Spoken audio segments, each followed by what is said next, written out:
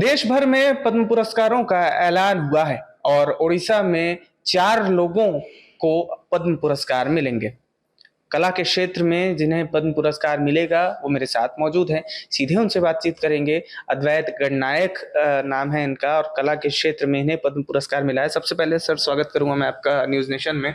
कैसा लग रहा है? सबसे पहले तो ये बताइए। क्या आनंद मिलता है एक आर्टिस्ट 45 इयर्स काम करने का बाद, मतलब जैसे कि स्पेस बॉलर होता है ना, कपिल देव जैसे बॉलिंग करते थे ना, स्ट्रेट स्टोन में काम करना इतना इजी काम नहीं होता है, बहुत मेहनत का काम होता है।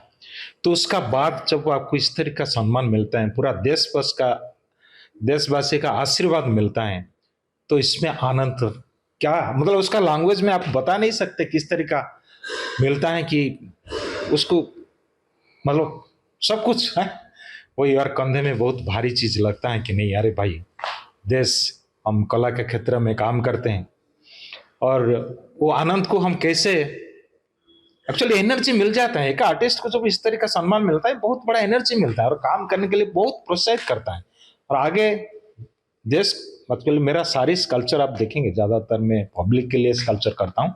आप नेशनल पुलिस मेमोरियल देखिए कि गांधी जी का डांडी मार्च, सुभाष बोस का स्टैचू, जो कुछ आप बड़े बड़े चीज देख रहे हैं, मुंबई में काम, हर प्रदेश में, हर जगह में। अभी किट यूनिवर्सिटी में आप देखिए ना, पूरा ये किट यूनिवर्सिटी मेरा गैलरी है।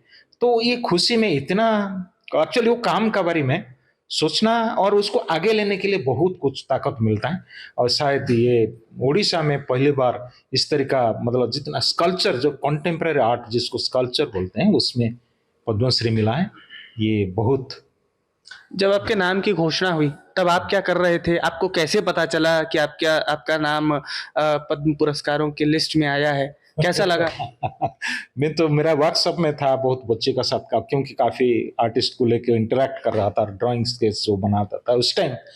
जब आपके पास इस तरह का मैसेज आता है कि नहीं, आप बहुत बड़ा सम्मान, जो देश का सबसे बड़े सम्मान होता है उसमें आपको सम्मानित कर रहे हैं, तो सब बच्चे जो साथ में काम कर रहे थे, जो आर्टिस्ट साथ में काम करते हैं, वो एटमॉस्फेयर, मतलब इतना आनंद हो जाता है, सब लोग खुश हो जाते हैं और दोस्त लोग बाहर, मतलब इस तरह का जो बात आ जाता है, पूरा दोस्त सर्कल हो, जो जो भी जिन जिन लोगों का साथ आपने काम किया, और वो सारी आनंद इकट्ठी हो जाते हैं और उसका आनंद सोच भी नहीं सकते। किसका किसका फोन आया अभी तक? सबसे पहला फोन किसका आया? सबसे पहला फोन मेरे को होम मिनिस्ट्री से आया, कि तब तो पता चलता है ना कि ये सारी चीज। और उसका बाद जितना भी दोस्त, और सबसे हमारी जो बात होता है कि ये किट यूनिवर्सिटी जिसने बनाया, अच्युत सामंत, उनका आवाज कि एक्चुअली उन्होंने ये सारी कुछ, एक आर्टिस्ट को चांस दिया काम करने के लिए, उनका इतना प्यार होता है तुरंत करना। अरे क्या आपने कमाल कर दिया, देश, हमारी यूनिवर्सिटी को आप बहुत ऊंचे तक ले लिए, मतलब बात ऐसे होता है, जो जो अपनेपन होता है, जो साथ में लगते हैं और साथ में देखते हैं, साथ में काम करते हैं, साथ में बैठते हैं, उनसे तुरंत आ जाते हैं इसमें अच्युत सामंत जी, जो पूरा एक किट यूनिवर्सिटी देख रहे हैं जिसने बनाया, और जो आर्ट वर्क इतना चीज देख रहे हैं, शायद दुनिया में इस तरह का यूनिवर्सिटी आप देखने के लिए भी बहुत मुश्किल है। ये जो क्षेत्र है ये काफी कांटों भरा क्षेत्र भी है। कहाँ से आपका सफर शुरू हुआ? यहाँ तक पहुँचने में कितनी कठिनाई का सामना पड़ा या कितना आसान रहा सफर? आप बहुत बहुत कुछ प्रोसेस है, उसका बाद इन बारे में बात करेंगे। लेकिन एक छोटे से गांव, मेरा गांव ढेंकानाल में है, ढेंकानाल यहाँ से 100 किलोमीटर का आसपास मेरा गांव है। वहाँ एक तरफ कपिलास, एक तरफ महिमा गादी, और दोनों का बीच में मेरा, एक रूप को मानता है, एक रूप को नहीं मानता है।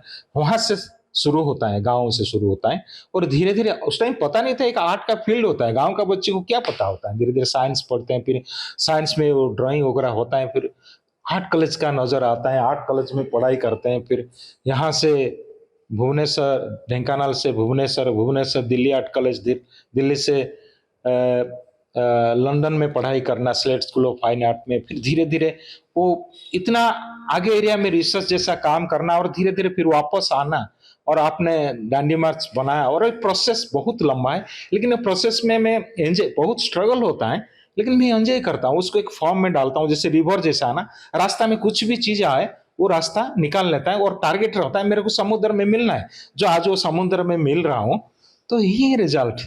और वो प्रोसेस मेरे को आनंद मिलता है वो प्रोसेस में। ऐसा कौन सा आर्ट फॉर्म आपने बनाया जो आपको सबसे ज़्यादा समय लगा उसे बनाने में?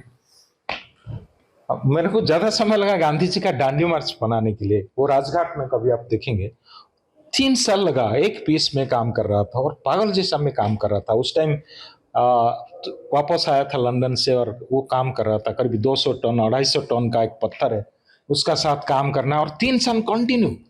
और उसमें मैं देख रहा था कि गांधी जी एक नेशन को लीड कर रहे थे, उनका आवाज में लाखों लोग भागते थे। तो मेरा कल्चर भी ऐसे हो कि उसका पास आसपास जाए वो भी भागे, क्योंकि जब उनका बातों में जो सेंस था, मैं सोच रहा था उस कल्चर में इसको तैयार करने के लिए, और बहुत आनंद मिला था उस टाइम। मेरा पहला बड़ा कल्चर था वो। एक शब्द में अगर किसी को आपको अपनी अगली पीढ़ी को मोटिवेट करना है तो क्या कहेंगे एक शब्द में? मेहनत करो और सोचो, टारगेट लो, काम करो, पीछे मत देखो, आगे चलते रहो। धन्यवाद। हमारे साथ अद्वैत गणनायक जुड़े हुए थे। कला के क्षेत्र में इन्हें पद्म पुरस्कार मिला है। अपने सफ़र से लेकर के अपनी अभी तक की जितनी भी उपलब्धियां हैं उन पर हमने इनसे गहरी बातचीत की। उड़ीसा के भुवनेश्वर से Shubham Kumar, news nation. News nation अब व्हाट्सएप पर खबरों के ताजा अपडेट के लिए न्यूज नेशन के इस क्यूआर कोड को स्कैन करें।